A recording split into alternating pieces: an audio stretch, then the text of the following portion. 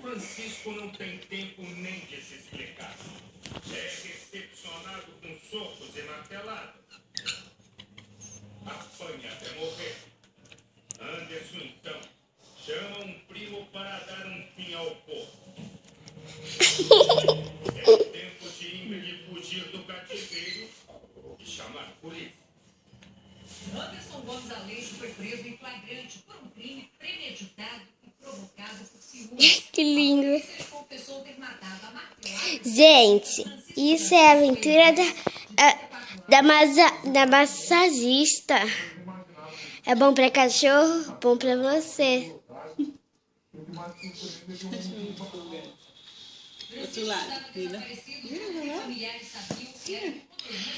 Cachorro folgado sempre dá moleza pra quem é ser.